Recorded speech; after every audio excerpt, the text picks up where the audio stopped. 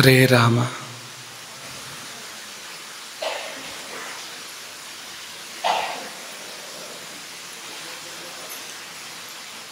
ಕರುಣರಸದ ಕೋಡಿ ವರಿವ ಕಟಾಕ್ಷದ ಪರತತ್ವ ವರುಪು ವಾಲಾಪದ ವರ ಪುಣ್ಯಮಯ ಶರೀರದ ನಿರಾಭಾರಿ ಗುರುವಿರಲಿ ಎನ್ನ ಮಾನಸದಿ. ಆ ಸದ್ಗುರುವಿರಲಿ ನಮ್ಮೆಲ್ಲರ ಮಾನಸದಿ.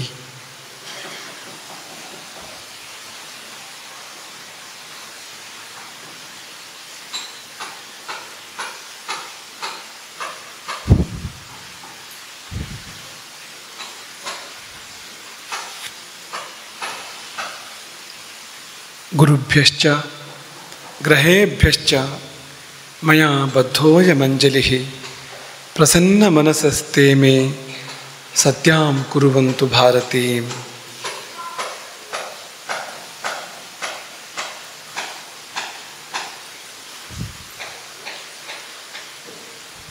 ಆಪದಾಂ ಅಪಹರ್ತಾರಂ ದಾತಾರಂ ಸರ್ವಸಂಪದಾಂ ಲೋಕಾಭಿರಾಮಂ ಶ್ರೀರಾಮಂ ಭೂಯೋ ಭೂಯೋ ನಮಾಮ್ಯಹಂ.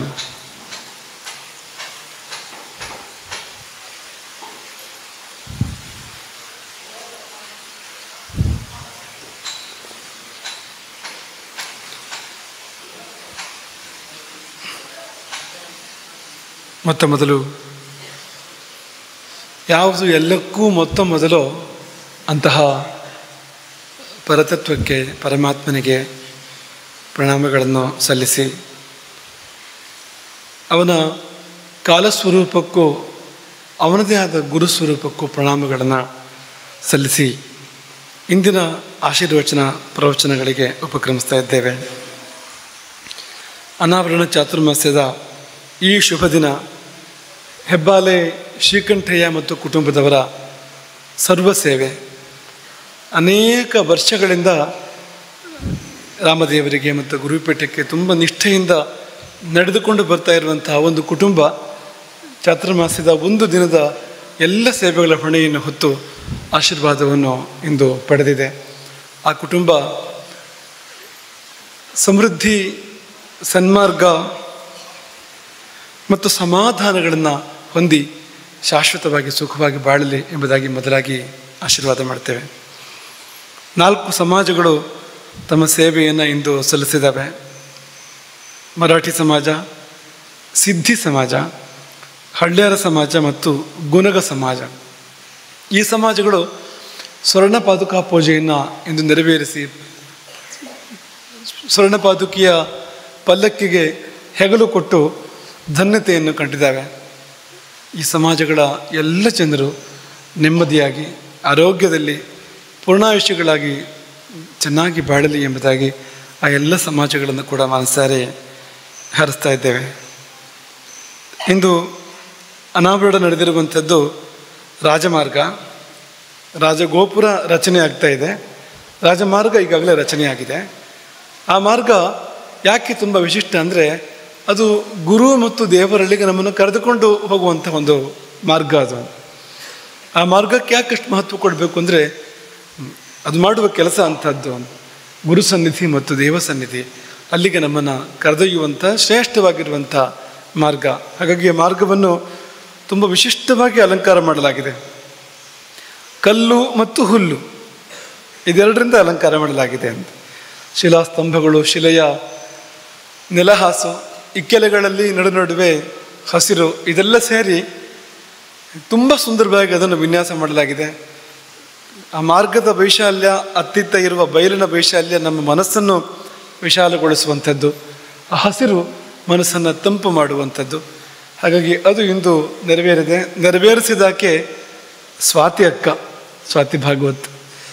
ಆಕೆ ಹಸಿರಕ್ಕ ಅಂತಲೇ ಆಕೆಯನ್ನು ಕರಿಬೋದು ಬೇಕಿದ್ರೆ ಅಂತ. ಯಾಕೆಂದರೆ ಈ ನಮ್ಮ ಪರಿಸರದಲ್ಲಿ ಎಲ್ಲ ಹಸಿರಿಗೆ, ಹಸಿರಿನ ಉಸಿರಿಗೆ ಆಕೆ ತನ್ನ ದೊಡ್ಡ ಸೇವೆಯನ್ನು ಕೊಡುಗೆಯನ್ನು ಕೊಡ್ತಾ ಇರುವಂಥವಳು, ಕೊಡಲಿಕ್ಕಿರುವಂಥವಳು. ಮುಂದೆ ಕೂಡ ಗಿಡ ಮರ ಬಳ್ಳಿ ಹೂವು ಹಣ್ಣು ಇದೆಲ್ಲ ತುಂಬಿ ನಳನಳಿಸಿ ಇದು ನಂದನವನವಾಗಬೇಕು ಅನ್ನೋದರಲ್ಲಿ ಆಕೆಯ ಕನಸು ಮತ್ತು ಆಕೆಯ ಶ್ರಮ ಎರಡೂ ಇದೆ. ಇನ್ನು ಮುಂದೆ ತುಂಬ ಇರಲಿಕ್ಕಿದೆ. ಆಕೆ ಯದ್ಯಪಿ ತುಂಬ ಸಂಕೋಚ ಮಾಡಿಕೊಂಡ್ಲು, ನಾನು ಏನೂ ಮಾಡಿಲ್ಲ, ನಾನು ಯಾಕೆ ಮಾಡಬೇಕು, ಗುರುಗಳೇ ಮಾಡಲಿ ಅಂತ. ಆದರೆ ನಮ್ಮ ಮತ್ತು ಬೇರೆ ಕಾರ್ಯಕರ್ತರ ಆಗ್ರಹಕ್ಕೆ ಮಣಿದು ಆಕೆ ಇಂದಿನ ಅನಾವರಣವನ್ನು ಮಾಡಿದಾಳೆ. ಆಕೆಯ ಬದುಕು ಕೂಡ ಹಸಿರಾಗಲಿ ಹೂವಾಗಲಿ ಹಣ್ಣು ತುಂಬಿ ನಾಳೆ ನಡೆಸಲಿ ಎಂಬುದಾಗಿ ಈ ಸಮಯದಲ್ಲಿ ಆಶೀರ್ವಾದ ಮಾಡುವಂಥದ್ದು. ಅದಾಗಿ ಕಾಲದ ಕುರಿತಾದ ಪ್ರವಚನದ ಮುಂದುವರಿದ ಭಾಗ ಲಗ್ನ ಸಾಧನೆಯ ಬಗ್ಗೆ ನಾವು ಹೇಳ್ತಾ ಇದ್ವು. ಯಾಕೆಂದರೆ ಒಂದು ಕೇಂದ್ರ ಬೇಕು, ಅದಿಟ್ಕೊಂಡು ಮತ್ತೆಲ್ಲವನ್ನು ಕೂಡ ಚಿಂತನೆ ಮಾಡ್ಬೋದು. ಎಲ್ಲಿಂದ ಅಂತ ಅಳತೆ ಮಾಡಬೇಕಾದ್ರೆ ಒಂದು ಲೆಕ್ಕ ಬೇಕಲ್ವಾ. ಈ ಬಾಂದುಕಲ್ಲು ಅಂತಿರುತ್ತೆ ನೋಡಿ, ಕೇಳಿದ್ದೀರ ನೀವು? ಹಿಂದಿನ ಕಾಲದಲ್ಲಿ ಆ ಹೆಸರು ಹೇಳ್ತಾ ಇದ್ರು. ಅಂದರೆ ಗಡಿಯನ್ನು ನಿರ್ಣಯ ಮಾಡುವಂಥ ಕಲ್ಲುದು ಬಾಂದುಕಲ್ಲು ಅಂತ ಹೇಳ್ತಾರೆ ಅದನ್ನು. ಅಲ್ಲಿಂದ ಪ್ರಾರಂಭ ಮಾಡಿ ಯಾವ ಸರ್ವೆ ನಂಬರು ಅದು ಎಷ್ಟು ಅಂತೆಲ್ಲ ಅಳಿತಾರೆ ಅದನ್ನು ಅಂತ. ಅದಿಲ್ಲದೆ ಇದ್ದರೆ ಅಳತೆ ಮಾಡಲಿಕ್ಕೆ ಸಾಧ್ಯ ಆಗೋದಿಲ್ಲ ಅಂತ, ಅದು ಬೇಕಾಗ್ತದೆ ಅದು ಅಂತ. ಹಾಗೆ ಲಗ್ನ ಸಿಕ್ಕಿದರೆ ಲಗ್ನವನ್ನು ಕೇಂದ್ರವಾಗಿಟ್ಕೊಂಡು, ಅಂದರೆ ಆ ರಾಶಿಯನ್ನು ಕೇಂದ್ರವಾಗಿಟ್ಕೊಂಡು ಎಲ್ಲ ಗ್ರಹಸ್ಥಿತಿಯನ್ನು ವಿಶ್ಲೇಷಣೆ ಮಾಡಲಿಕ್ಕೆ ವಿವೇಚನೆ ಮಾಡಲಿಕ್ಕೆ ಸಾಧ್ಯ ಇದೆ. ಹಾಗಾಗಿ ಹೇಗೆಲ್ಲ ಲಗ್ನವನ್ನು ಸಾಧನೆ ಮಾಡ್ಬೋದು ಅಂತ ಅನೇಕ ಬಗೆಯಲ್ಲಿ ಅದನ್ನು ನಿರೂಪಣೆ ಮಾಡ್ತಾ ಇದ್ವು. ಇಂದು ಅದರ ಮುಖ್ಯವಾಗಿರುವಂಥ ಒಂದು ಘಟ್ಟ ಶಿಶುಹಸ್ತ. ಶಿಶು ಒಂದು ಲಗ್ನವನ್ನು ನಿರ್ಣಯ ಮಾಡ್ತದೆ. ಆ ಶಿಶುವನ್ನು ಸ್ವರ್ಣದೂತ ಅಥವಾ ಸ್ವರ್ಣದೂತಿ ಅಂತ ಕರೀತಾರೆ. ಬಾಲಕ ಅಥವಾ ಬಾಲಕಿ ಬಹುದೊಡ್ಡ ವಿಷಯದ, ಒಂದು ದೇವಸ್ಥಾನದ ವಿಷಯವೋ ಒಂದು ಕುಟುಂಬದ ವಿಷಯವೋ ಅಷ್ಟಮಂಗಲದ ಪ್ರಶ್ನೆ ನಡೆಯುವಾಗ ಲಗ್ನ ರಾಶಿ ಯಾವುದು ಎಂಬುದನ್ನು ಏನೂ ಅರಿಯದ ಮಗು ನಿರ್ಣಯ ಮಾಡ್ತದೆ. ಆ ಪ್ರಕ್ರಿಯೆಯನ್ನು ಅರ್ಥ ಮಾಡ್ಕೋಬೇಕಾದ್ರೆ ಹಿಂದೆ ಮುಂದೆ ಕೂಡ ಸ್ವಲ್ಪ ಅರ್ಥ ಮಾಡ್ಕೋಬೇಕು ಮತ್ತು ಆ ಸಂದರ್ಭ ಬಂದಾಗ ಅದಕ್ಕೆ ಸಂಬಂಧಪಟ್ಟ ಮಾತುಗಳನ್ನು ಹೇಳಬೇಕು. ಆ ಕಾರಣಕ್ಕೆ ಇಂದಿನ ಪ್ರವಚನ ಅಷ್ಟಮಂಗಲದ ಕುರಿತಾಗಿ ಮೀಸಲಿರುವಂಥದ್ದು. ಅಷ್ಟಮಂಗಲ ಎಂದರೆ ಏನು ಎಂಬುದನ್ನು ವಿವರಿಸಲಿಕ್ಕೆ ಮೀಸಲಿರುವಂಥದ್ದು. ಅದು ಭಾರಿ ದೊಡ್ಡ ವಿಷಯ, ತಿಂಗಳಾನುಗಟ್ಟಲೆ ನಡೀತದೆ. ಒಂದು ಅಷ್ಟಮಂಗಲ ಅಂದರೆ ಕೇರಳದಲ್ಲಿ ತಿಂಗಳು 2 ತಿಂಗಳು 3 ತಿಂಗಳೆಲ್ಲ ನಡೆಯುವಂಥದ್ದು ಉಂಟು. ಅಷ್ಟು ವಿಷಯಗಳಿರ್ತವೆ ಅಂತ. ನೀವು ಏನೆಲ್ಲ ಕಲ್ತಿದ್ದೀರೋ ಏನೆಲ್ಲ ಕಲ್ತಿಲ್ವೋ ಅದೆಲ್ಲ ಸೇರಿದರೆ ಅದಕ್ಕೆ ಅಷ್ಟಮಂಗಲ ಅಂತ ಹೆಸರು. ಇಲ್ಲಿಯವರೆಗೆ ನೀವು ತಿಳ್ಕೊಂಡಿರುವಂಥದ್ದು, ಇನ್ನು ಮುಂದೆ ನಾವು ತಿಳ್ಕೊಳ್ಳಿಕ್ಕಿರುವಂಥದ್ದು, ತಿಳ್ಕೊಳ್ಳಿಕ್ಕೆ ಆಗದೇ ಇರುವಂಥದ್ದು, ಈ ಎಲ್ಲವನ್ನೂ ಸೇರಿಸ್ಬೇಕು. ಸೇರಿಸಿದ್ರೆ ಅದಕ್ಕೆ ಅಷ್ಟಮಂಗಲ ಅಂತ ಹೆಸರು. ಅಲ್ಲಿ ಇಲ್ಲದಿರುವುದು ಎಲ್ಲೂ ಇಲ್ಲ. ಅಲ್ಲಿ ಏನಿದೆಯೋ ಅದೇ ಬೇರೆ ಕಡೆ ಇರುವಂಥದ್ದು ಅಂತ. ಹಾಗಾಗಿ ಅದು ನಿನ್ನೆ ನಾವು ಹೇಳಿದ ಹಾಗೆ ಜ್ಯೋತಿಷದ ಮೇರು ಶಿಖರ ಅಂತ. ಜ್ಯೋತಿಷದ ಸಂಪೂರ್ಣ ಜ್ಞಾನ ಅಲ್ಲಿ ಬೇಕಾಗ್ತದೆ ಅಂತ. ಅಷ್ಟಮಂಗಲವನ್ನು ನಿರೂಪಿಸುವಾಗ ಬೇಕಾಗ್ತದೆ ಅಂತ, ಅಂಥದ್ದದು ಅಂತ. ಹಾಗಾಗಿ ಅದನ್ನು ನಾವು 1 ಗಂಟೆಯಲ್ಲಿ ಹೇಳ್ತೇವೆ ಅನ್ನೋದು ಅದು ದೊಡ್ಡ ಮಾತಾಯ್ತದು. ಅದರ ಕಿರುಪರಿಚಯವನ್ನು ಕೊಡುವಂಥ ಒಂದು ಪ್ರಯತ್ನ ಇಂದು ನಾವು ಮಾಡಲಿಕ್ಕಿರುವಂಥದ್ದು. ಅದು ತುಂಬ ಅಷ್ಟಮಂಗಲ ಅಂದರೆ ನಮಗೆ ತಿಳಿದಿರೋದು ಅಲ್ಪ, ಅದನ್ನು ಕೂಡ ಹೇಳಲಿಕ್ಕೆ ಸಾಧ್ಯ ಇಲ್ಲ ಅಂತ. ಎಷ್ಟು ನಮಗೆ ಗೊತ್ತೋ ಅಷ್ಟನ್ನೇ ಹೇಳಲಿಕ್ಕೆ ಕೂಡ ಈ ಸಮಯ ಸಾಲದು, ಈ 1 ಗಂಟೆ ಏನೇನೂ ಅಲ್ಲ. ಹಾಗಾಗಿ ಎಷ್ಟು ಸಾಧ್ಯವೋ ಅಷ್ಟನ್ನು ನಿಮಗೆ ಇಂದು ಹೇಳಲಿಕ್ಕಿರುವಂಥದ್ದು. ಆ ಹೆಸರು ಬರಲಿಕ್ಕೆ 2 ಕಾರಣಗಳಿದೆ. ಅಷ್ಟಮಂಗಲನ ಹೆಸರು ಬರಲಿಕ್ಕೆ 2 ಕಾರಣಗಳಿದೆ.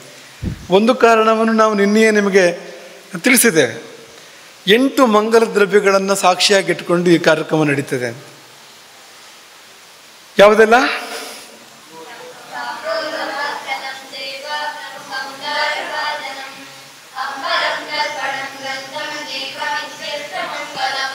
ಸರಿಯಾಗಿದೆ. ನಿನ್ನೆ ಹೇಳಿದ ಶ್ಲೋಕ ಅದು. ತಾಂಬೂಲ. ತಾಂಬೂಲ ಅಂದರೆ ನಾಗವಲ್ಲಿ ದಳ, ನಾಗವಲ್ಲಿ ಎಲೆ, ಅದಕ್ಕೆ ತಾಂಬೂಲ ಅಂತ ಕರಿತಾ ಇರುವಂಥದ್ದು. ಎಲ್ಲ ಸೇರಿದ್ದಲ್ಲ ಇಲ್ಲಿ. ಹಾಗಾಗಿ ವೀಳ್ಯದೆಲೆ, ಅಕ್ಷತೆ, ಅಡಿಕೆ ಮತ್ತು ಮರದ 2 ಪಾತ್ರೆಗಳು, ಒಂದರಲ್ಲಿ ಭತ್ತ ತುಂಬಿರ್ತಾರೆ, ಇನ್ನೊಂದರಲ್ಲಿ ಅಕ್ಕಿಯನ್ನು ತುಂಬಿರ್ತಾರೆ ಅಂಥ 2 ಪಾತ್ರೆಗಳು. ಅಂಬರ ಅಂದರೆ ಒಳ್ಳೆ ವಸ್ತ್ರ, ದರ್ಪಣ ಅಂದರೆ ಕನ್ನಡಿ, ಗ್ರಂಥ ಯಾವುದಾದ್ರೂ ಒಂದು ಒಳ್ಳೆ ಗ್ರಂಥ, ಮತ್ತು ದೀಪ ಕೊಟ್ಟ ಕೊನೆಯದಾಗಿ last but not the list ಅಂತ ಹೇಳ್ತಾರಲ್ಲ ಅಂಥದ್ದು ತುಂಬ ಮುಖ್ಯ ಈ ದೀಪ ಎನ್ನುವಂಥದ್ದು. ಹಾಗಾಗಿ ಅದೆಲ್ಲ ಈ 8 ವಸ್ತುಗಳ ಸಾಕ್ಷಿತ್ವದಲ್ಲಿ, 8 ವಸ್ತುಗಳ ಸಮ್ಮುಖದಲ್ಲಿ ಒಂದು ವ್ಯಕ್ತಿಯ ಸಂಸ್ಥೆಯ ಸಮಸ್ತ ಶುಭಾಶುಭಗಳ ನಿರೂಪಣೆ ಮಾಡೋದರಿಂದಾಗಿ ಅದನ್ನು ಅಷ್ಟಮಂಗಲ ಅಂತ ಕರೀತಾರೆ. ಇನ್ನೊಂದು ಕಾರಣ ಇದೆ. ಅದು ಈ ಅಷ್ಟಮಂಗಲ ಅಂತಲೇ ಒಂದು ಭಾಗ ಇದೆ. ಅಷ್ಟಮಂಗಲದ ಒಟ್ಟು ದೊಡ್ಡ ಪ್ರಕ್ರಿಯೆ ಅದು. ಅದರಲ್ಲಿ ಕವಡೆಗಳ ಮೂಲಕ ಅಷ್ಟಮಂಗಲವನ್ನು ಹೇಳುವಂಥ ಅದರ ಫಲವನ್ನು ಹೇಳ್ತಕ್ಕಂಥ ಒಂದು ಒಂದು ಒಂದು ಒಂದು ವಿಧಾನ ಇದೆ. ಆ ಕಾರಣಕ್ಕೂ ಹೇಳ್ತಾರೆ. ಅದನ್ನು ಮುಂದಕ್ಕೆ ಬರುತ್ತೆ, ಅದು ಬಂದಾಗ ನಿಮಗೆ ಅದನ್ನು ಹೇಳ್ಕೊಡ್ತೇವೆ. ಈಗ ನಾವು ಒಂದ್ಸರಿ ಚಿಂತನೆ ಮಾಡೋಣ. ಅಷ್ಟಮಂಗಲ ಅಂದರೆ ಏನೆಲ್ಲ ಇದೆ ಎಂಬುದನ್ನು ಮೊದಲು ಒಂದು ಶ್ಲೋಕದ ಮೂಲಕ, ಆಮೇಲೆ ನಿಮಗೆ ಅದರ ಟೇಬಲ್, ಅದರ ಚಾರ್ಟ್ ತೋರಿಸ್ತಾರೆ ನಿಮಗೆ ಏನೆಲ್ಲ ಸೇರಿ ಅಷ್ಟಮಂಗಲ ಅಂತ. ಕೇವಲ ಒಂದೇ ಶ್ಲೋಕದಲ್ಲಿ ಅಷ್ಟಮಂಗಲದಲ್ಲಿ ಏನೆಲ್ಲ ಇದೆ ಎಲ್ಲವನ್ನೂ ನಿರೂಪಣೆ ಮಾಡಿಬಿಟ್ಟಿದ್ದಾರೆ ಒಂದೇ ಶ್ಲೋಕದಲ್ಲಿ. ಪೃಚ್ಛ ನಿರ್ಗಮ ಮಾರ್ಗ ಮಂದಿರಗತಿ ಪ್ರಶ್ನಕ್ರಿಯಾ ಸಂಭವ ಸೂತ್ರಂ ಆಗಬೇಕು ಸುರೇಶ್, ಅದು ಸೂತ್ರಂ ತ್ರಿಸ್ಫುಟ ಅಷ್ಟಮಂಗಲ ಫಲಾರೂಢೋದಯೇಂದೂದ್ಭವಂ ಆಯು ಖೇಟವಶಾತ್ ಚ ಜಾತಕವಶಾತ್ ಸಂಚಿತ್ಯ ಭಾವಾನ್ ಪರಾನ್ ದೇವಾನಾಂ ಅನುಕೂಲತಾದಿ ಚ ವದೇತ್ ಬಾಧಾ ವಿಚಾರಾದ್ಯಪಿ. ಇದು ಒಂದರಲ್ಲಿ ಇಡೀ ಅಷ್ಟಮಂಗಲ ಬಂತು ಅಂತ.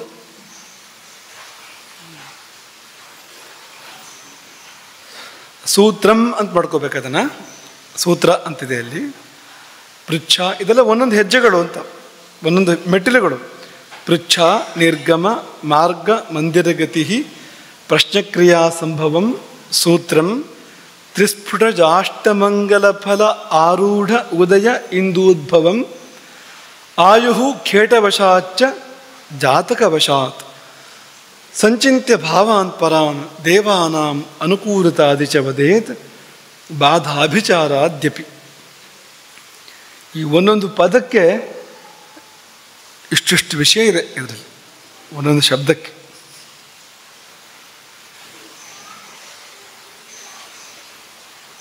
ತುಂಬ ಉದ್ದ ಚಾರ್ಟ್ ಇದೆ,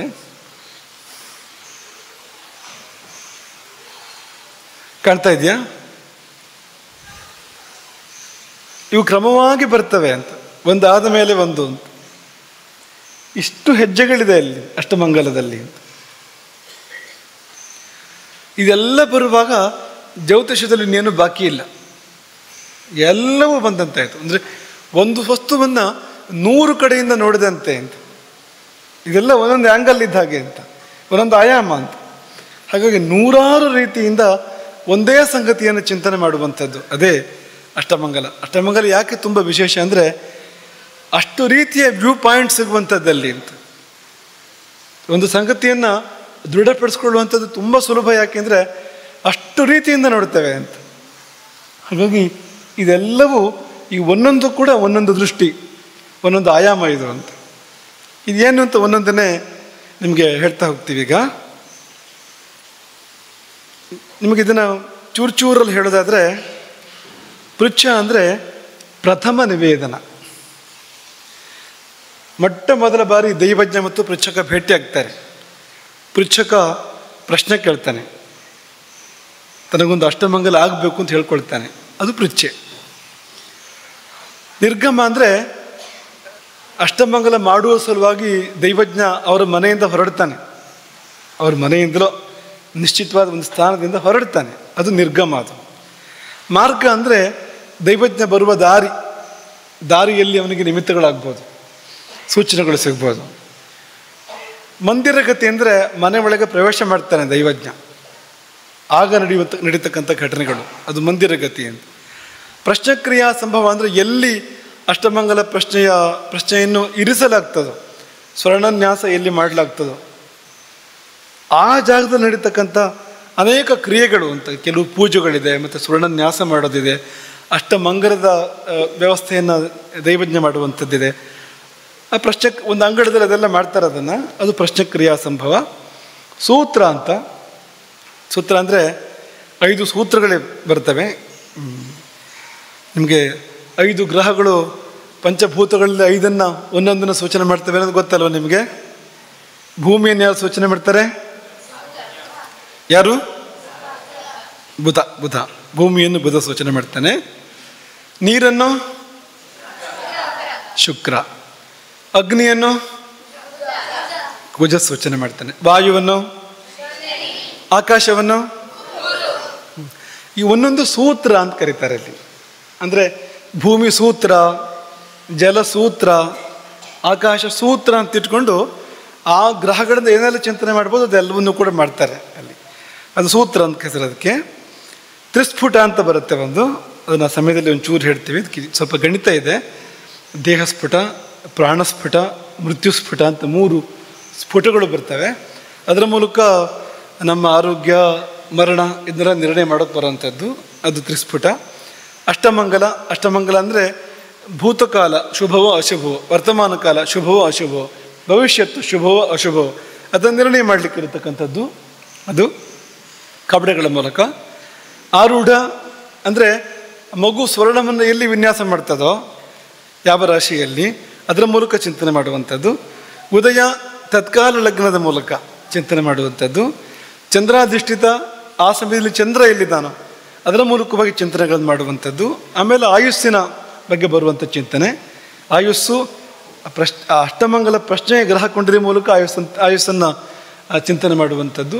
ಜಾತಕ ಚಿಂತನೆ ಮಾಡುವಂಥದ್ದು. ಈಗ ಒಂದು ವ್ಯಕ್ತಿಯ ಅಷ್ಟಮಂಗಲ ಅಂತಾದರೆ ವ್ಯಕ್ತಿಯ ಜಾತಕವನ್ನು ಆ ಸಮಯದಲ್ಲಿ ಚಿಂತನೆ ಮಾಡುವಂಥದ್ದು. ಹಾಗಾಗಿ ಹೇಳಿದ್ವಿ ಎಲ್ಲವೂ ಬರುತ್ತೆ ಇಲ್ಲಿ ಅಂತ.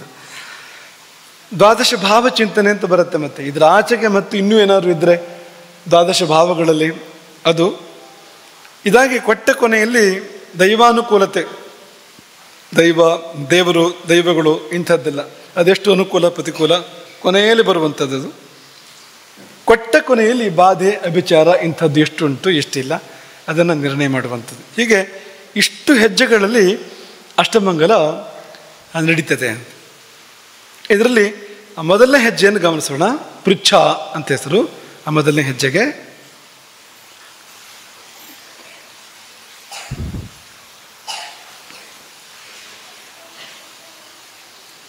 ಪೃಚ್ಛ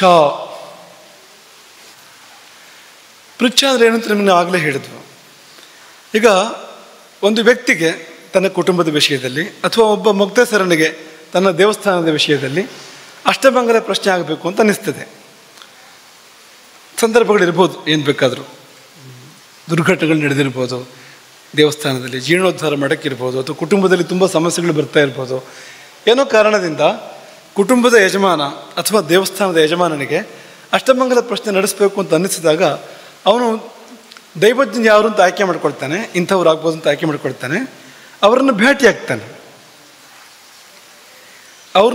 ಆಗ್ತಾನಲ್ಲ, ಭೇಟಿಯಾಗಿ ಹೇಳ್ಕೊಡ್ತಾನೆ, ನನಗೊಂದು ಅಷ್ಟಮಂಗಲ ಪ್ರಶ್ನೆ ಆಗಬೇಕಾಗಿತ್ತು ಅನ್ನೋದನ್ನು ಅವನದೇ ಆದ ಭಾಷೆಯಲ್ಲಿ, ಅವನದೇ ಆದ ವಾಕ್ಯದಲ್ಲಿ ಅಷ್ಟಮಂಗಲ ಪ್ರಶ್ನೆ ಆಗಬೇಕಾಗಿತ್ತು, ನೀವು ಬರಬೇಕು ಅಂತ ಅವನು ಹೋಗಿ ಬರೋದು ಹೇಳ್ಕೊಡ್ತಾನಲ್ಲ ಮೊದಲ ಬಾರಿಗೆ.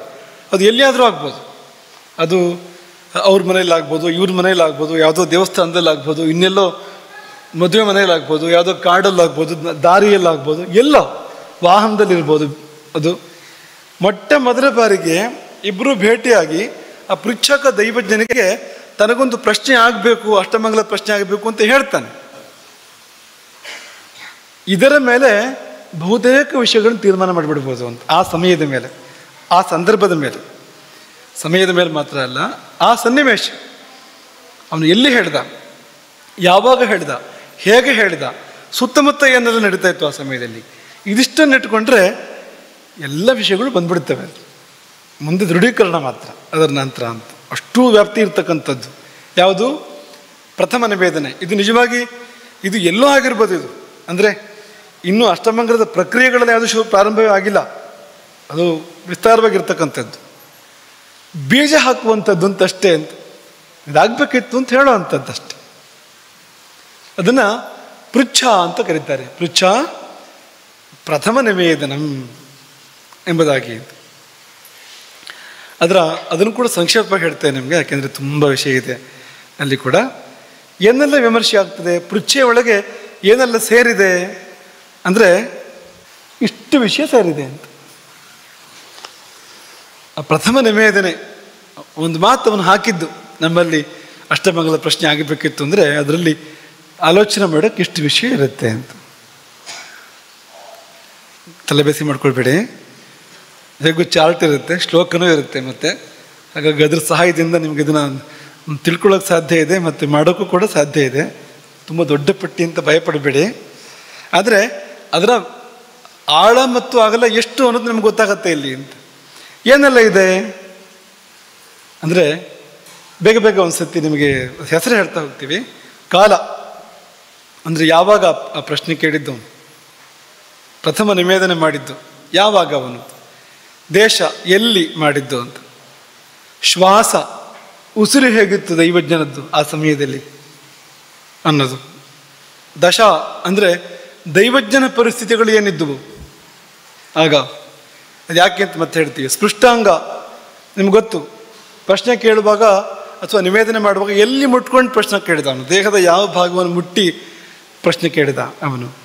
ಪೃಚ್ಛಕ ನಿಂತ ರಾಶಿ, ಪ್ರಶ್ನೆ ಕೇಳುವಾಗ ಆ ದೈವಜ್ಞನ ಸುತ್ತ ಇರುವ ಗ್ರಹಚಕ್ರವನ್ನು, ನಮ್ದು ಗ್ರಹಚಕ್ರ ಕಲ್ಪಿತವಾಗಿರ್ತದಲ್ವಾ ದೈವಜ್ಞನ ಸುತ್ತಮುತ್ತ ಯಾವಾಗಲೂ, ಯಾವ ರಾಶಿಯಲ್ಲಿ ನಿಂತು ಪ್ರಶ್ನೆ ಕೇಳಿದ ಅವನು. ಸುತ್ತಮುತ್ತ ಮೇಷ, ವರ್ಷ, ಮಿಥುನ, ಕರ್ಕ ಅಂತ ಹೀಗೆ ನಾವು ರಾಶಿ ವಿಭಾಗ ಮಾಡುವಾಗ ಎಲ್ಲಿ ನಿಂತಿದ್ದವನು ಪ್ರಶ್ನೆ ಕೇಳುವಾಗ, ಅದು ಪೃಚ್ಛಕ ನಿಂತ ರಾಶಿ.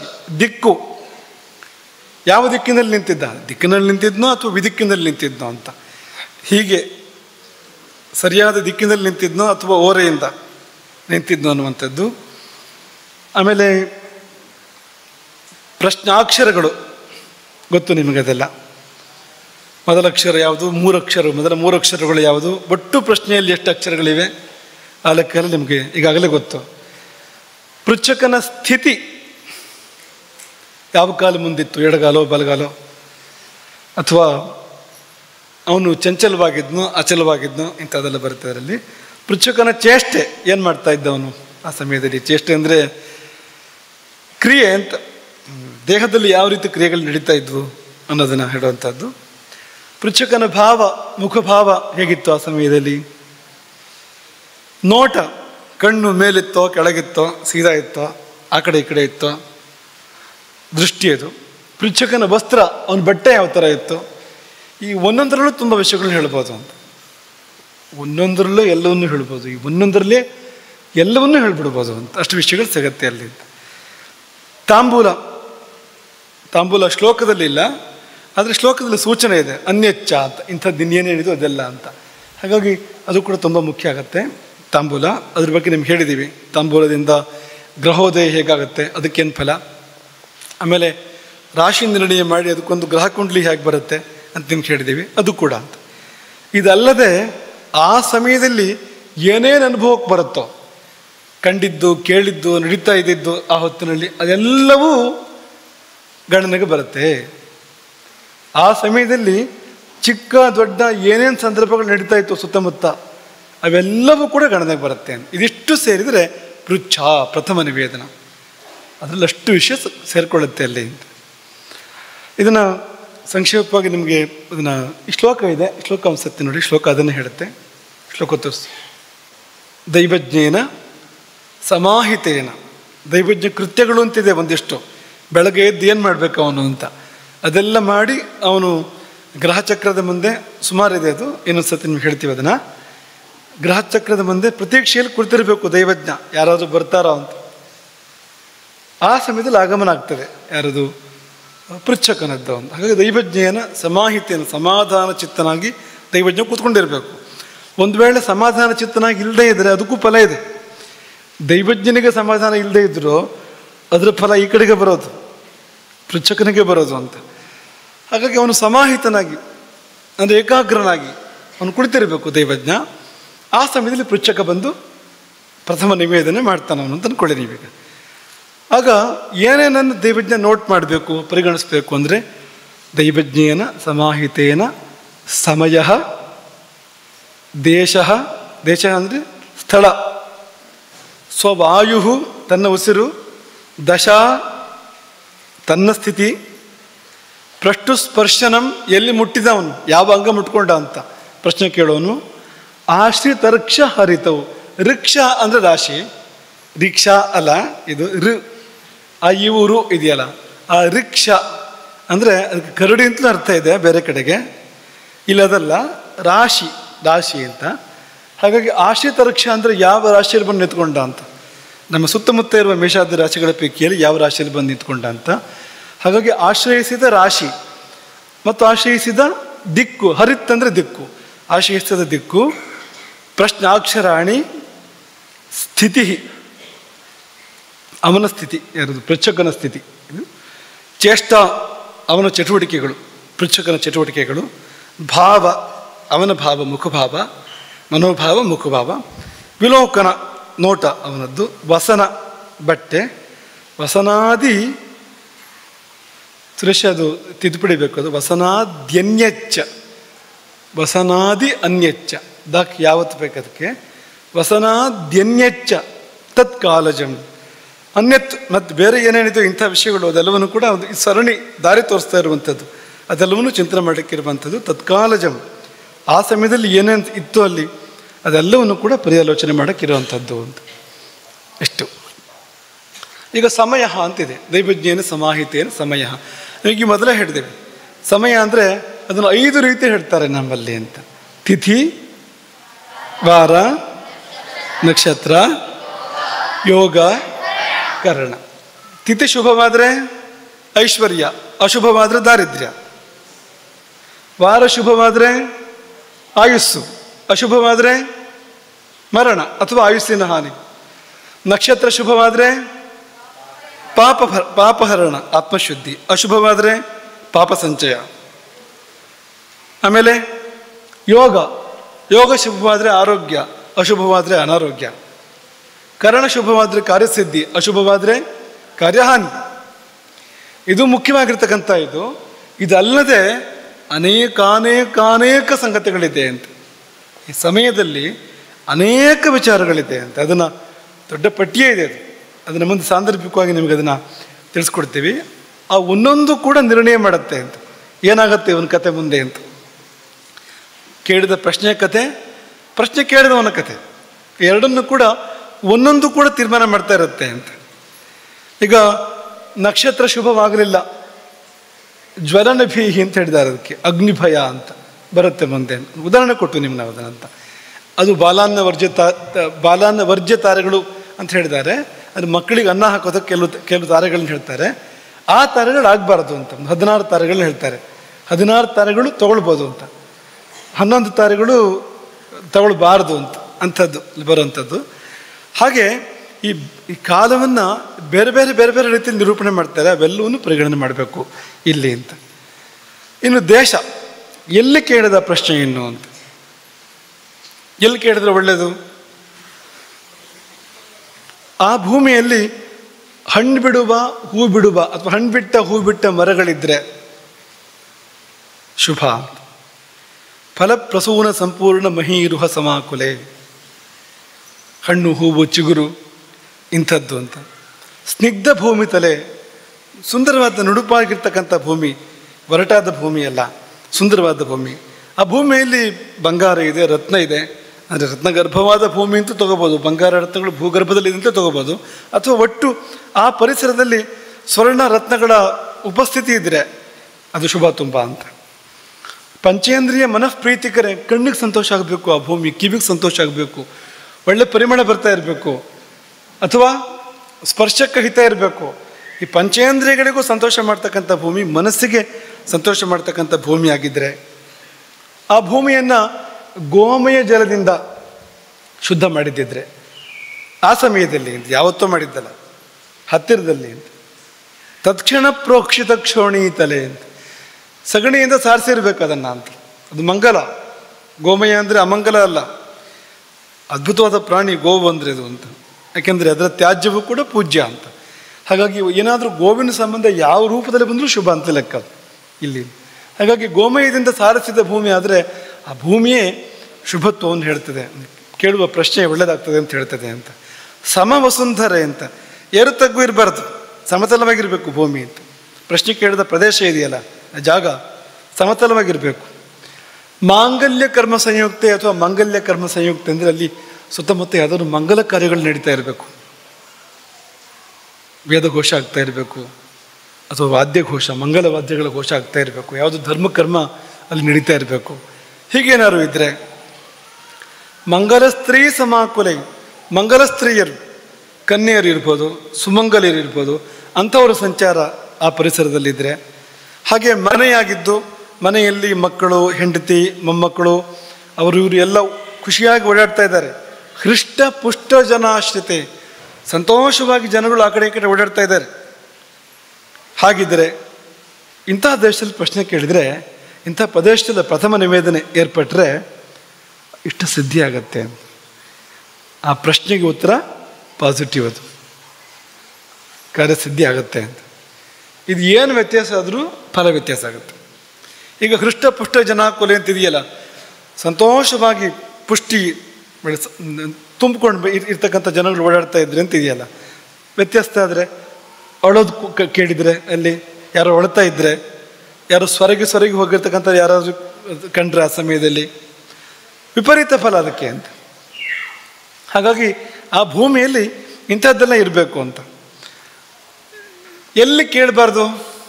ಮಹಾವನೆ, ಬಂಡಾರಣ್ಯ, ಸ್ಮಶಾನ ಅಂತೆ, ಸ್ಮಶಾನದ ಹತ್ತಿರ, ನಿಮ್ನೋಚ್ಚೆ, ಆ ನೆಲದಲ್ಲಿ ಏರು ತಗ್ಗು ತುಂಬ ಇದೆ.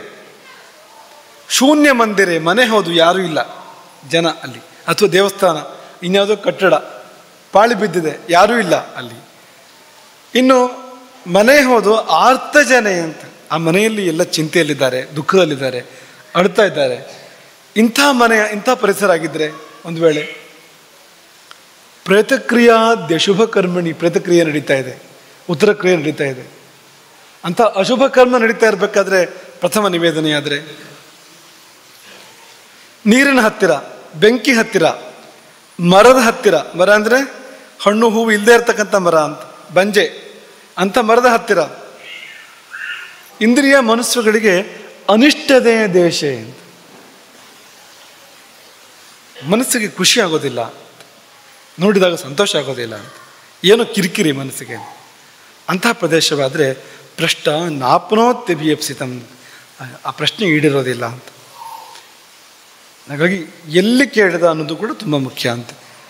ಯಾವಾಗ ಕೇಳಿದ್ದು ಮತ್ತು ಎಲ್ಲಿ ಕೇಳಿದ್ದು. ಶುಭ ಸಮಯದಲ್ಲಿ ಕೇಳಿದರೆ ಶುಭ ಆಗ್ತದೆ ಅಂತ ಹೇಳಬೇಕು, ಅಶುಭ ಸಮಯದಲ್ಲಿ ಕೇಳಿದರೆ ಅಶುಭ ಆಗ್ತದೆ ಅಂತ ಹೇಳಬೇಕು. ಹಾಗೆ ಶುಭವಾದ ಪ್ರದೇಶದಲ್ಲಿ ಕೇಳಿದಾಗ ಶುಭ ಆಗ್ತದೆ, ಅಶುಭವಾದ ಪ್ರದೇಶದಲ್ಲಿ ಕೇಳಿದರೆ ಅಶುಭ ಆಗ್ತದೆ ಅಂತ.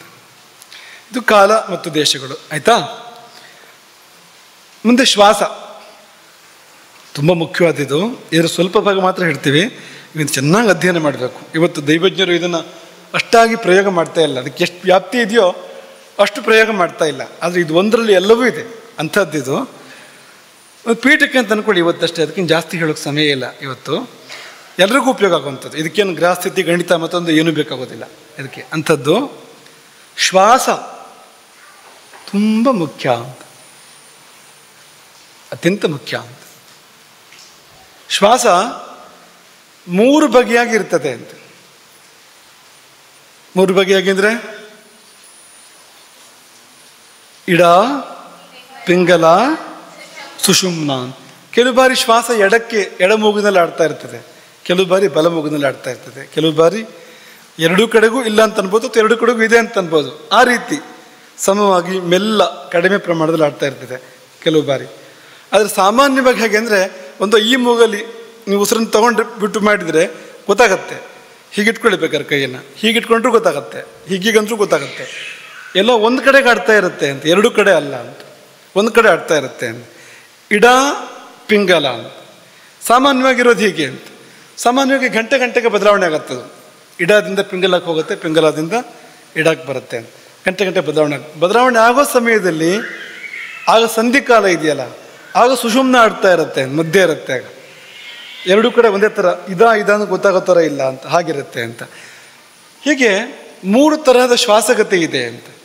ಎಡ ಆದರೆ ಚಂದ್ರ, ಬಲ ಆದರೆ ಸೂರ್ಯ, ಮಧ್ಯ ಆದರೆ ಅಗ್ನಿ. ಸೂರ್ಯನಾಡಿ, ಚಂದ್ರನಾಡಿ, ಅದನ್ನು ಅಗ್ನಿನಾಡಿ ಅಂತ ಕರಿಬೋದು, ಸುಷುಮ್ನ ನಾಡಿಯನ್ನು ಅಂತ. ಈ 3 ಬಗೆಯಲ್ಲಿ ಶ್ವಾಸಗತಿ ಇದೆ ಅಂತ.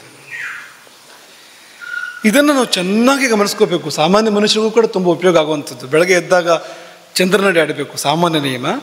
ಚಂದ್ರನಡಿ ಆಡ್ತಾ ಇರಬೇಕು ಬೆಳಗ್ಗೆ ಹೇಳ್ಬೇಕಾದ್ರೆ. ಉಸಿರು ಈ ಕಡೆ ಇರಬೇಕು, ಇಡೀ ದಿನ ತಂಪಾಗಿರುತ್ತೆ.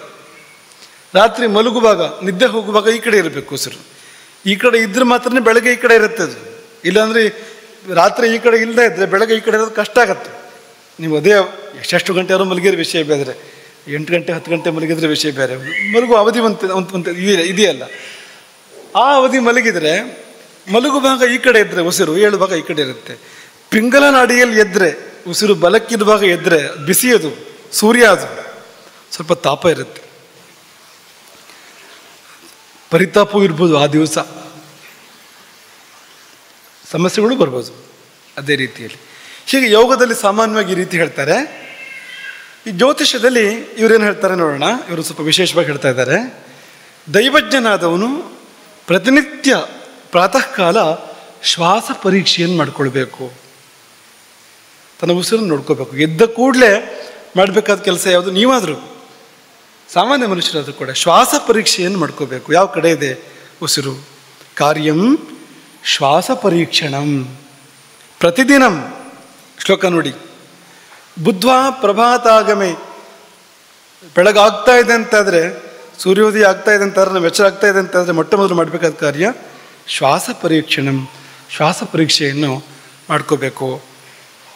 ಏನು ಗೊತ್ತಾಗತ್ತೆ ಅದರಲ್ಲಿ? ಇಡಾದಿಗತಿ, ತಸ್ಯ ಇಡಾದಿಗತಿ. ಇಡಾದಲ್ಲಿ ಆಡ್ತಾ ಇದೆಯೋ, ಪಿಂಗಲಾದಲ್ಲಿ ಆಡ್ತಾ ಇದೆಯೋ, ತುಷುಮ್ನಾದಲ್ಲಿ ಆಡ್ತಾ ಇದೆಯೋ ತಿಳ್ಕೊಳ್ಬೇಕು ಅದನ್ನು. ಹಾಗೆ ಈ ಶ್ವಾಸ ಅದು ಕೆಲವು ಬಾರಿ ಪೃಥ್ವಿಯಲ್ಲಿರುತ್ತೆ, ಕೆಲವು ಬಾರಿ ಅಪ್ಪಲ್ಲಿರುತ್ತೆ, ಕೆಲವು ಬಾರಿ ಅಗ್ನಿಯಲ್ಲಿರುತ್ತೆ, ವಾಯುವಲ್ಲಿರುತ್ತೆ, ಆಕಾಶದಲ್ಲಿರುತ್ತೆ. ಲೆಕ್ಕ ಇದೆ ಅದಕ್ಕೆ. ಪೃಥ್ವಿ ಆದರೆ 16 ಅಂಗುಲ ಇರುತ್ತೆ, ಅಷ್ಟುದ್ದ ಇರುತ್ತೆ ಶ್ವಾಸ, 16 ಅಂಗುಲ ಅಂತ. ಅದು ಆಕಾಶ ಆದರೆ 3 ಅಂಗುಲ ಅಂತ. ಈ ಮಧ್ಯೆ ಕಡಿಮೆ ಕಡಿಮೆ ಆಗ್ತಾ ಬರುತ್ತೆ. ಅದು 16 ಅಂಗುಲ, 8 ಅಂಗುಲ, 10 ಈ ಥರ ಕಡಿಮೆ ಕಡಿಮೆ ಆಗ್ತಾ ಬರುತ್ತೆ. ಅದು ಅದರ ಆಧಾರದ ಮೇಲೆ ಎಷ್ಟು ಅಂಗುಲ ಇದೆ ಅನ್ನೋದ್ರ ಆಧಾರದ ಮೇಲೆ ಪೃಥ್ವಿಯೋ ಅಪ್ಪೋ ಅಗ್ನಿಯೋ ವಾಯುವೋ ಆಕಾಶವೋ ತೀರ್ಮಾನ ಮಾಡ್ಬೋದು ಅಂತ. ಅದಕ್ಕೆಲ್ಲ ಫಲಗಳಿದೆ ಬೇರೆ. ಅದ್ರ ಮುಂದಕ್ಕೆ ನಿಮ್ಗೆ ವಿಸ್ತಾರವಾಗಿ ಹೇಳ್ತೀವಿ ಅದನ್ನು. ಇಷ್ಟಿಟ್ಕೊಳ್ಳಿ, ಪಂಚಭೂತಗಳಲ್ಲಿ ಎಲ್ಲೋ ಒಂದು ಕಡೆ ಇರುತ್ತೆ ಶ್ವಾಸ ಅಂತ, ಅದು ಒಂದು. ಮತ್ತು ಈ 3 ಕಡೆ ಒಂದು ಕಡೆ ಇದ್ದೇ ಇರುತ್ತೆ. ಇಡ, ಪಿಂಗಲ, ಸುಷುಮ್ನ, 3ರಲ್ಲಿ ಒಂದು ಕಡೆ ಇದ್ದೇ ಇರುತ್ತೆ. ಇದನ್ನು ತಿಳ್ಕೊಳ್ಬೇಕು. ತಸ್ಯ ಇಡಾದಿಗತಿ ಧರಾ ಪ್ರಭೃತಿ. ಧರ ಅಂದರೆ ಪೃಥ್ವಿ. ಧರಾ ಪ್ರಭೃತಿ ಸಂಚಾರಶ್ಚ ವಿಜ್ಞಾಯತಾಂ. ಅದನ್ನು ದೈವಜ್ಞ ತಿಳ್ಕೊಳ್ಬೇಕು ಅಂತ. ಯಾಕೆ ತಿಳ್ಕೊಳ್ಬೇಕು ಅಂದರೆ, ದೈವಜ್ಞ ತನ್ನ ಶುಭಾಶುಭ ಬೆಲ್ಲವನ್ನು ತಿಳ್ಕೊಳ್ಬೋದು ಅದರಿಂದ ಅಂತ. ಉಳಿದವ್ರ ಕಥೆ ಆಯ್ತಲ್ಲ. 3ನೇ ಸಾಲು ನೋಡಿ. ತೇನ ಆತ್ಮೀಯ ಶುಭಾಶುಭಂ ಹಿ ಸಕಲಂ ಜ್ಞೇಯಂ. ತನ್ನ ಇಡೀ ಕಥೆ, ದೈವಜ್ಞಂತ ಅವನದು ಒಂದು ಕಥೆ ಇದ್ದೇ ಇದೆ ಅಲ್ವಾ. ಬರೀ ಇನ್ನೊಬ್ರಿಗೆ ಹೇಳೋದು ಮಾತ್ರ ಆಯ್ತಾ? ಅವನ ಆರೋಗ್ಯ ಅನಾರೋಗ್ಯ, ಅವನ ಸುಖ ದುಃಖ, ಅವನ ಸಾಧನೆ ಸಿದ್ಧಿ ಎಲ್ಲ ಇದ್ದೇ ಇದೆ ಅಲ್ವಾ. ಹಾಗಾಗಿ ಶ್ವಾಸ ಮಾತ್ರದಿಂದ, ಇಲ್ಲಿ ಗ್ರಹಸ್ಥಿತಿ ಇಲ್ಲ, ಗಣಿತ ಇಲ್ಲ, ಲಗ್ನ ಇಲ್ಲ, ಏನೇನೂ ಇಲ್ಲ. ಕೇವಲ ಶ್ವಾಸ ಮಾತ್ರದಿಂದ ತನ್ನ ಎಲ್ಲ ಶುಭಾಶುಭಗಳನ್ನು ವಿಜ್ಞೇಯಂ ತಿಳ್ಕೊಳ್ಬೇಕು. ಆಮೇಲೆ ಪುನಃ ಪೃಚ್ಛತಾಂ, ಅದರ ನಂತರ ಬೇರೆಯವ್ರಿಗೆ ಹೇಳುವಂಥದ್ದು. ಸಾಮಾನ್ಯವಾಗಿ ದೈವಜ್ಞರು ಅವ್ರಿಗವರು ಮಾಡ್ಕೊಳ್ತಾ ಇಲ್ಲ ಇದನ್ನು ನಾವು ಗಮನಿಸೋದಿಲ್ಲ. ಮತ್ತು ಇದಕ್ಕೆ ಎಷ್ಟು ವ್ಯಾಪ್ತಿ ಇದೆಯೋ ಅಷ್ಟು ಬಳಸ್ತಾ ಇರೋದು ಕೂಡ ಕಾಣ್ತಾ ಇಲ್ಲ ಅಂತ. ಜ್ಞೇಯಂ ಪುನಃ ಪೃಚ್ಛತಾಂ. ಪೃಚ್ಛಕನಿಗೂ ಕೂಡ ಹೀಗೆ ಹೇಳ್ಬೋದು. ಹೇಗೆ ಹೇಳ್ಬೋದು ಅಂದರೆ, ತತ್ಕಾಲಾತ್ಮ ಸಮೀರಣೇನ. ಪ್ರಶ್ನೆ ಕೇಳೋ ಹೊತ್ತಿಗೆ ಉಸಿರು ಯಾವ ಕಡೆ ಇತ್ತು? ಈ ಕಡೆ ಇತ್ತು, ಈ ಕಡೆ ಇತ್ತು, ಮಧ್ಯೆ ಇತ್ತು. ಅದರ ಮೇಲೆ ತುಂಬ ಫಲಗಳನ್ನು ಹೇಳೋಕ್ಕೆ ಸಾಧ್ಯ ಇದೆ. ತತ್ಕಾಲ ಆತ್ಮ ಸಮೀರಣೇನ. ತತ್ಕಾಲ ಅಂದರೆ ಆ ಸಮಯದ, ಆತ್ಮ ತನ್ನ, ಸಮೀರಣೇನ ಶ್ವಾಸದ ಮೂಲಕ ಎಲ್ಲವನ್ನೂ ಹೇಳ್ಬೋದು. ತಥಾ ನಷ್ಟಾಧಿಕಂ ಚೋಚ್ಯತಾಂ. ಕಳ್ಕೊಂಡಿದ್ದನ್ನು, ಈಗ ಒಂದು ವಸ್ತು ಕಳ್ಕೊಂಡಿದ್ದಾನೆ, ಎಲ್ಲಿ ಕಳ್ಕೊಂಡಿದ್ದಾನೆ, ಹೇಗೆ ಕಳ್ಕೊಂಡಿದ್ದಾನೆ, ಸಿಗುತ್ತೋ ಇಲ್ವೋ, ಅದನ್ನು ಕೂಡ ತನ್ನ ಉಸಿರಿನಿಂದ ಹೇಳಬಹುದು. ಗ್ರಹಸ್ಥಿತಿ ಆಮೇಲೆ ಕೇವಲ ತನ್ನ ಶ್ವಾಸ ಮಾತ್ರದಿಂದ ನಷ್ಟಾಧಿಕಂಚ, ನಷ್ಟ ವಸ್ತುಗಳವರೆಗಿನ ಎಲ್ಲ ವಿಚಾರಗಳನ್ನು ಕೂಡ ತಿಳ್ಕೊಳ್ಳೋದಕ್ಕೆ ಮತ್ತು ಹೇಳೋದಕ್ಕೆ ಸಾಧ್ಯ ಇದೆ. ಇಲ್ಲಿವರೆಗೆ ಹೇಳಿ ಇದರ ಒಂದು ಪೀಠಿಕೆ ಕೊಡ್ತೀನಿ ನಿಮಗೆ ಇವತ್ತು. ಚೂರು ಹೇಗೆ ಬರುತ್ತೆ ಇದರ ಫಲಗಳು ಅನ್ನೋದ್ರದ್ದು ಒಂದು ಆರಂಭ ಮಾತ್ರ. ತುಂಬ ವಿಷಯಗಳಿದೆ ಇದರಲ್ಲಿ. ಆದರೆ ಇದು ಅನ್ಚಾರ್ಟೆಡ್ ಏರಿಯಾ. ಇದ್ರ ಹೆಚ್ಚು ಸಂಶೋಧನೆ ಆಗಿಲ್ಲ ಈ ವಿಷಯದಲ್ಲಿ, ಅಂದರೆ ಹೆಚ್ಚು ಕೆಲಸಗಳು ನಡೀತಾ ಇಲ್ಲ ಇದರಲ್ಲಿ. ನಿಮ್ಮಂಥವ್ರು ಮಾಡಬೇಕು, ನೀವು ಮುಂದಕ್ಕೆ ಇದ್ರ ಮೇಲೆ ಹೆಚ್ಚು ತಿಳ್ಕೊಳ್ಬೇಕು, ಇದನ್ನು ಸಾಧನೆ ಮಾಡಬೇಕು, ಸ್ವಂತ ಸಾಧನೆ ಕೂಡ ಮಾಡಬೇಕು ಅಂತ ಮಾಡಿದಾಗ ಗೊತ್ತಾಗುತ್ತೆ ನಿಮ್ಗದು ಅಂತ. ನೋಡಿ 2ನೇ ಶ್ಲೋಕ ನೋಡಿ, ಏಕಾಗ್ರ ಮಾಡಿ, ಈ ಕಡೆಗೆ ಗಮನ ಕೊಡಿ. 2ನೇ ಶ್ಲೋಕ ನೋಡಿ, ಯಾವ ವಾರ ಯಾವ ಕಡೆ ಇರಬೇಕು ಅದು, ಅದರಿಂದ ಶುಭಾಶುಭ ಹೇಳ್ಬೋದು ಅಂತ. ಅಲ್ಲಿಂದ ಆರಂಭ ಮಾಡೋಣ, ವಾರದಿಂದ. ಮತ್ತು ಶುಕ್ಲ ಪಕ್ಷ, ಕೃಷ್ಣ ಪಕ್ಷ ತುಂಬ ಇದೆ. ವಾರದಿಂದ ಶುರು ಮಾಡೋಣ, ನಿತ್ಯ ಸಿಗುವಂಥದ್ದು, ಮತ್ತು ಇವೆಲ್ರಿಗೂ ಹಿಂದೆ ಕೂತವರಿಗೂ ಅರ್ಥ ಆಗುವಂಥದ್ದು. ಈಗ ಶುಭಗ್ರಹಗಳ ವಾರಗಳು ಯಾವುದೆಲ್ಲ?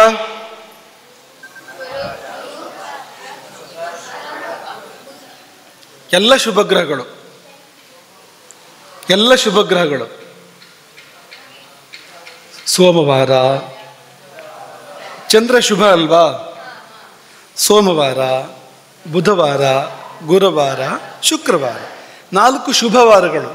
3 ಅಶುಭವಾರಗಳು ಯಾವುದೆಲ್ಲ? ಭಾನುವಾರ, ಮಂಗಳವಾರ, ಶನಿವಾರ.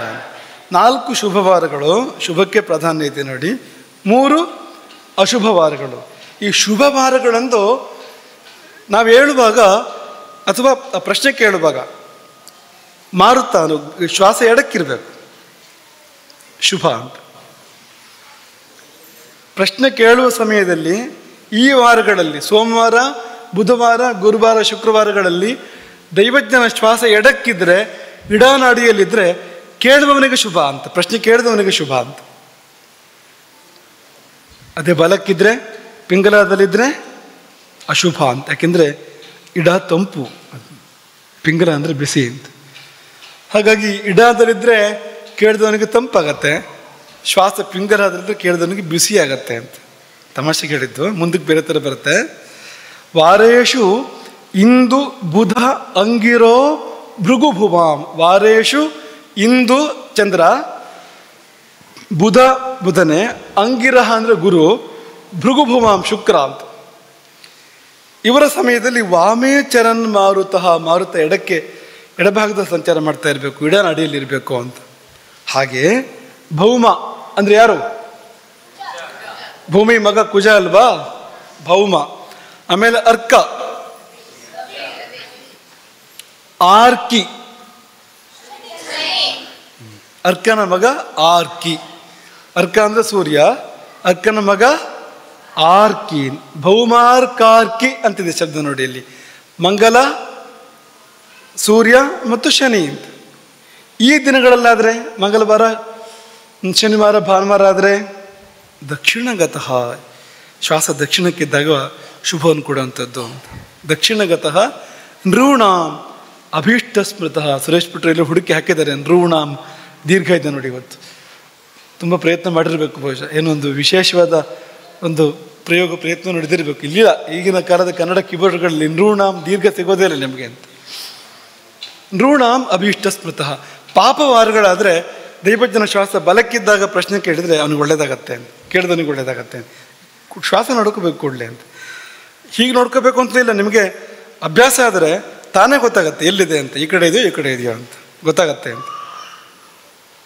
ಹಾಗಾಗಿ ಬೆಳಿಗ್ಗೆ ಬಲಮಗ್ರಲ್ಲಿ ಹೇಳ್ಬೇಕು. ಯಾಕೆ? ಶ್ವಾಸ ಎಡಕ್ಕೆ ಹೋಗಬೇಕು ಅಂತ. ನೀವು ಮಲಗಿದಾಗ, ಬಲಮಗ್ಲಾಗಿ ಹೇಳೋದಂತ ಅಷ್ಟು ಇಟ್ಕೊಂಡಿದ್ದಾರೆ.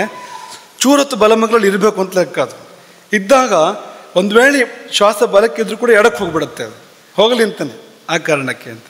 ರಾತ್ರಿ ಎಡಮಗ್ಲಾಗಿ ಯಾಕೆ ಮಲಗಬೇಕು ಅಂದರೆ, ಎಡಕ್ಕಿದ್ರೂ ಒಂದು ವೇಳೆ ಶ್ವಾಸ ಅದು ಬಲಕ್ಕೆ ಹೋಗಲಿ ಅಂತ, ಬಲಕ್ಕೆ ಹೋಗಬೇಕು ಅನ್ನೋ ಕಾರಣಕ್ಕೆ ಅಂತ. ಅದೇ ಕಾರಣಕ್ಕೆ ಅದು ತಂದಿರ್ತಕ್ಕಂಥದ್ದು ಆ ಪದ್ಧತಿಯನ್ನು. ಹಾಗೆ ಇಲ್ಲೂ ಕೂಡ ದೈವಜ್ಞನ ಶ್ವಾಸ ಬಲಕ್ಕಿದ್ದಾಗ ಈ ದಿನಗಳಾದರೆ, ಯಾಕೆಂದರೆ ಪಾಪವಾರಗಳು ಇವು ಅಂತ, ಅವನಿಗೂ ಶುಭ ಆಗತ್ತೆ ಅಂತ. ಹಾಗೆ ಸೌಮ್ಯಾನಾಂ ದಿವಸೇಶು ದಕ್ಷಿಣಗತೋ ಅನಿಷ್ಟ. ನಿಮ್ಗೆ ಹೇಳಿದ್ವಿ ನಾವು ಅದನ್ನು. ಸೌಮ್ಯವಾರಗಳಾದರೆ ಬಲಕ್ಕಿದ್ದಾಗ ಅನಿಷ್ಟ. ಸತಾಂ ವಾಮಗೆ,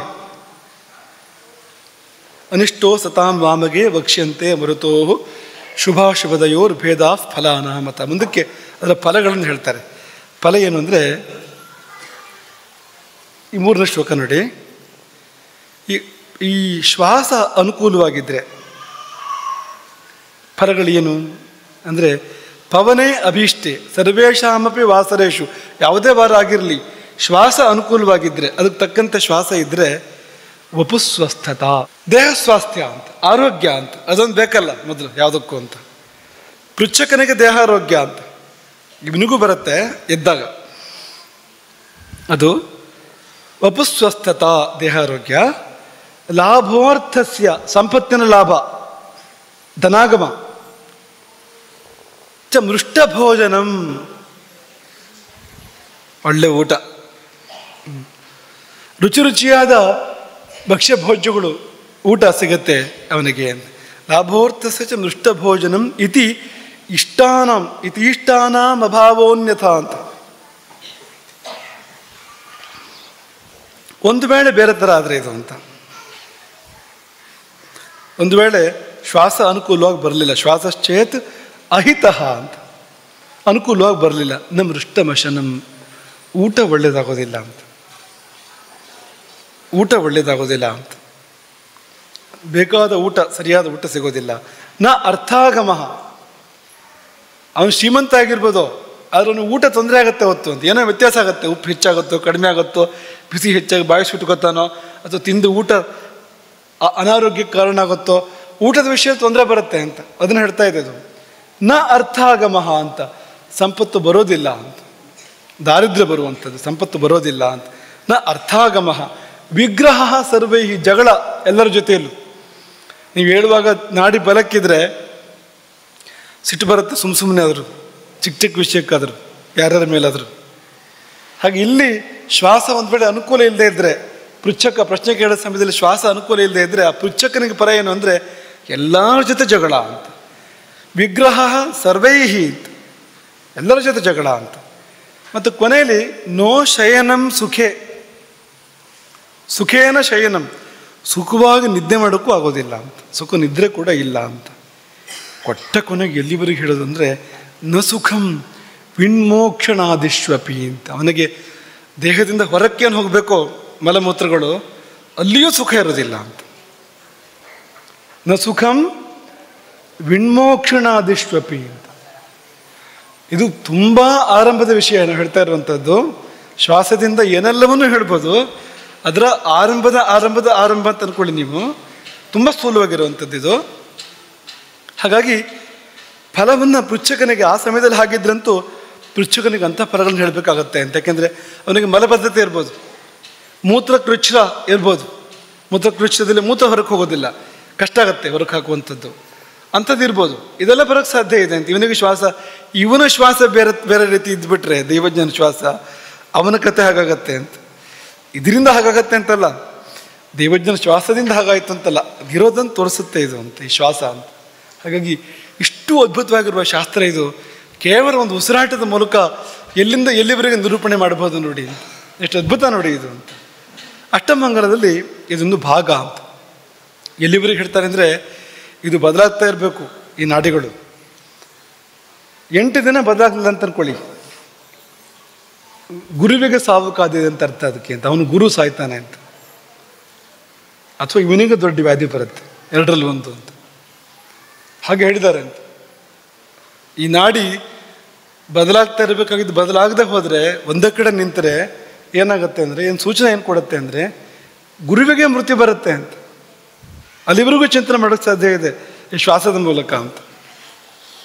ಹಾಗಾಗಿ ಇದು ಶ್ವಾಸ.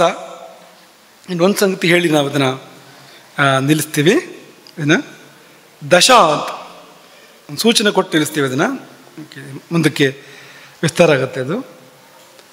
ಇದೊಂದು ಸ್ವಾರಸ್ಯ ಏನಂದರೆ, ದೈವಜ್ಞ ಹೇಗೆ ತನ್ನ ಶ್ವಾಸದಿಂದ ಪೃಚ್ಛಕನ ವಿಷಯಗಳನ್ನು ತಿಳ್ಕೊಳ್ಬೋದು, ಶ್ವಾಸದಿಂದ ಮಾತ್ರ ಅಲ್ಲ, ತನ್ನ ಎಲ್ಲ ಅನುಭವಗಳನ್ನು ಕೂಡ ಅಲ್ಲಿಗೆ ಅನ್ವಯಿಸ್ಬೋದು ಅಂತ. ಯಾವಾಗ ಈ ಪ್ರಶ್ನೆ ಕೇಳ್ತಾನಲ್ಲ, ಪ್ರಶ್ನೆ ಕೇಳದೇ ಇದ್ದರೆ ಅದು ಕನೆಕ್ಟ್ ಆಗೋದಿಲ್ಲ, ಒಂದಕ್ಕೊಂದು ಸಂಬಂಧ ಬರೋದಿಲ್ಲ. ಆದರೆ ಪೃಚ್ಛಕ ಒಂದು ಪ್ರಶ್ನೆ ಕೇಳಿದ ಕೂಡಲೇ ಇಬ್ಬರು ಅವರು ಸಂಬದ್ಧರಾಗ್ತಾರಲ್ಲ, ಇವನ ಎಲ್ಲ ಸ್ಥಿತಿಗಳನ್ನು, ಇವನ ಅನುಭವಗಳನ್ನು ಅಲ್ಲಿಗೆ ಅನ್ವಯ ಮಾಡಬೇಕು. ಸ್ನಾನ ಭೋಜನ ನಿದ್ರಾದಿ ನಿಜ ಕರ್ಮಸು ಯಾದೃಶಃ ಆತ್ಮನೋನುಭವ ತೇಷು ತಾದೃಶ ಪ್ರಷ್ಟುರುಚ್ಯತ. ತನ್ನ ಸ್ಥಿತಿ ಏನೇನಾಗಿದೆ ಅದೆಲ್ಲವನ್ನು ಅಲ್ಲಿ ಚಿಂತನೆ ಮಾಡಬೇಕು. ಅವತ್ತೇನು ಹುಷಾರಿಲ್ಲ ಅಂತ ಅಂದ್ಕೊಳ್ಳಿ, ದೈವಜ್ಞನಿಗೆ ಏನು ಜ್ವರ ಬಂದಿದೆ, ಮತ್ತೊಂದಾಗಿದೆ, ಏನೋ ಇದೆ ಅಂತ ಅಂದ್ಕೊಳ್ಳಿ, ಆ ಕಡೆ ಅನಾರೋಗ್ಯ ಇದೆ ಅಂತ ಯಾರು ಪ್ರಶ್ನೆ ಕೇಳ್ತಾ ಇದ್ದಾನೋ ಅವನಲ್ಲಿಯೋ ಆ ಕುಟುಂಬದಲ್ಲಿಯೋ ಅಲ್ಲಿ ಅನಾರೋಗ್ಯ ಚಿಂತನೆ ಮಾಡಬೇಕು. ಅವತ್ತೇನೋ ಒಂದು ಅಸಮಾಧಾನ, ಕಲಹ ಆಗಿದೆ ಅಂದರೆ ಅಲ್ಲಿ ಕಲಹ ಚಿಂತನೆ ಮಾಡಬೇಕು. ಅವನ ಸ್ನಾನ, ಅವನ ಊಟ, ಅವನ ನಿದ್ದೆ, ಅವನಿಗೆ ಏನೇನಾಗ್ತಾ ಇದೆ ಆ ದಿನದಲ್ಲಿ, ಅದೆಲ್ಲವೂ ಕೂಡ ಅಲ್ಲಿ ಅನ್ವಯ ಮಾಡೋಕ್ಕಿರುವಂಥದ್ದು ಅಂತ. ಎಕ್ಸಾಕ್ಟ್ಲಿ ಇದ್ದ ಹಾಗಲ್ಲ, ಅದು ಚಿಂತನೆ ಮಾಡಬೇಕು ಅಂತ. ಇದು ಅಲ್ಲಿಗೆ ಹೇಗೆ ಅಪ್ಲೈ ಆಗತ್ತೆ ಅಂತ ನೋಡಿ ಮಾಡಬೇಕು ಅದನ್ನು. ಒಟ್ರಾಸ್ ಹಾಗೆ ಹೇಳೋದಲ್ಲ, ನಿಮ್ಗೆ ಜ್ವರ ಬಂದಿದೆ ಅಂತ ಕೇಳಬೇಕು ಅಂತಿಲ್ಲ ಅಂತ, ಅನಾರೋಗ್ಯ ಅಂತ ತಗೊಳಕ್ಕಿರುವಂಥದ್ದು ಅಂತ. ಹಾಗಾಗಿ ತನಗೇನಾಗ್ತಾ ಇದೆಯೋ, ತನ್ನ ಮನಸ್ಸು, ತನ್ನ ದೇಹ, ಅಲ್ಲಿ ಏನೆಲ್ಲ ನಡೀತಾ ಇದೆಯೋ ಒಂದೊಂದನ್ನು ಸೂಕ್ಷ್ಮವಾಗಿ ಗುರುತಿಸಿ ಅದನ್ನು ಅಲ್ಲಿ ಹೇಳಬೇಕು ಅಂತ.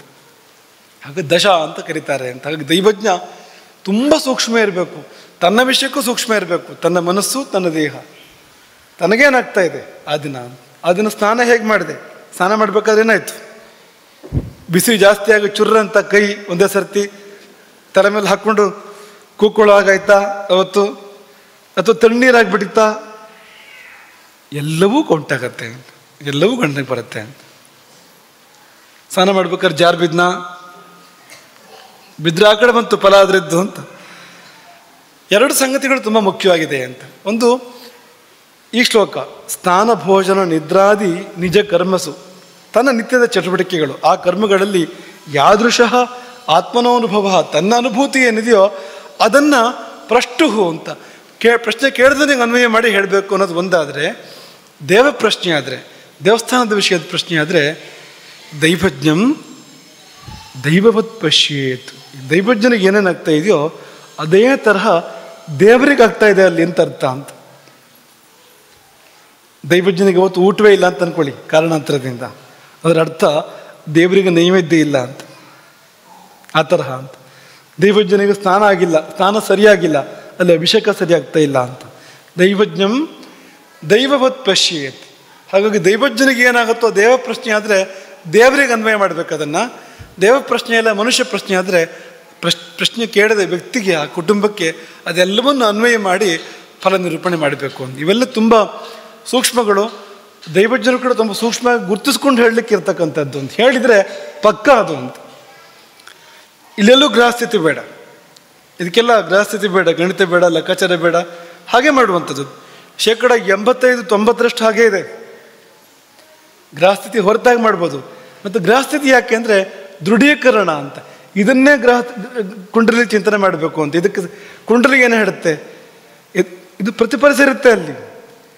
ಆ ಗ್ರಹ ಕುಂಡಲಿಯಲ್ಲಿ ಇದೇ ಕಾಣಿಸುತ್ತೆ, ಇದೇ ಇರುತ್ತೆ, ನಿಮಗೇನೂ ಅನುಮಾನ ಬೇಡ ಅದಕ್ಕೆ. ಈ ನಿಮಿತ್ತಗಳು ಏನನ್ನು ಹೇಳ್ತವೆಯೋ ಇದೇ ಅಲ್ಲಿ ಸಿಗೋವಂಥದ್ದು ಅಂತ. ಇಲ್ಲೂ ಸಿಕ್ಕಿ ಎಲ್ಲೂ ಸಿಕ್ಕಾಗ ದೃಢ ಅದು ಅಂತ, ಅದು ಹಾಗೆ ಖಂಡಿತ ಅಂತ ಹಾಗಿರುವಂಥದ್ದು. ಹಾಗಾಗಿ ಒಂದೊಂದು ವಿಷಯವನ್ನು ಕೂಡ ಪರ್ಯಾಲೋಚನೆ ಮಾಡಬೇಕು. ನೀವು ಇನ್ಮೇಲೆ ನಿಮ್ಮ ಶ್ವಾಸವನ್ನು ಗುರ್ಸ್ಕೊಳ್ಳೋಕೆ ಶುರು ಮಾಡಿ.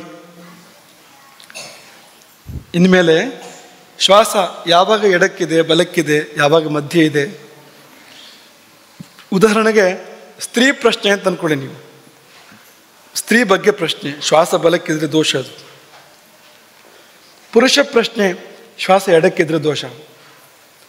ಒಬ್ಬ ಯೋಗಿ ಪ್ರಶ್ನೆ ಆದರೆ ಅಥವಾ ಯೋಗದ ಕುರಿತಾದ ಪ್ರಶ್ನೆ ಆದರೆ ಶ್ವಾಸ ಮಧ್ಯೆ ಇರಬೇಕು, ಆಗ ಶುಭ ಅದು. ಈ ಕಡೆಗೂ ಇರಬಾರ್ದು, ಆ ಕಡೆಗೆ ಇರಬಾರ್ದು. ಪುಣ್ಯ ವಿವರ್ಜಿತ ಪಂತಹ. ಹಾಗಾಗಿ ಅಲ್ಲಿ ಮಾತ್ರ ಶುಭ ಅಂತ ಹೇಳಿದ್ದಾರೆ ಅದನ್ನು ಅಂತ. ಮಧ್ಯನಾಡಿಯಲ್ಲಿ ಹಾಗೆ ಹೇಳ್ತಾರೆ, ಇದು ಆ ಗ್ರಂಥದಲ್ಲಿ ಇರ್ತಕ್ಕಂಥದ್ದು. ಇದು ಮಧ್ಯನಾಡಿಯಲ್ಲಿ ಪ್ರಾಣ ಸಂಚಾರ ಆಗ್ತಾ ಇದೆ ಅಂದರೆ ಆ ಸಮಯದಲ್ಲಿ ಒಬ್ಬ ಯೋಗಿ ಬಂದು ಪ್ರಶ್ನೆ ಕೇಳ್ತಾನೆ, ಯೋಗದ ಬಗ್ಗೆ ಪ್ರಶ್ನೆ ಬಂತು ಅಂದರೆ ತುಂಬ ಶುಭ ಅಂತ ಹೇಳು, ಯೋಗ ಸಿದ್ಧಿ ಆಗತ್ತೆ ಅಂತ ಹೇಳು, ಅವನಿಗೆ ಆತ್ಮ ಸಾಕ್ಷಾತ್ಕಾರ ಆಗತ್ತೆ ಅಂತ ಹೇಳು ಅಂತ ಈಗ ಹೇಳ್ತಾರೆ. ಈ ಗ್ರಂಥದಲ್ಲೇ ಹೇಳಿದ್ದಾರೆ, ಅದನ್ನು ಯುಕ್ತಿಯಿಂದ ಹೇಳ್ತಾ ಇರೋವಂಥದ್ದಲ್ಲ ಅಂತ.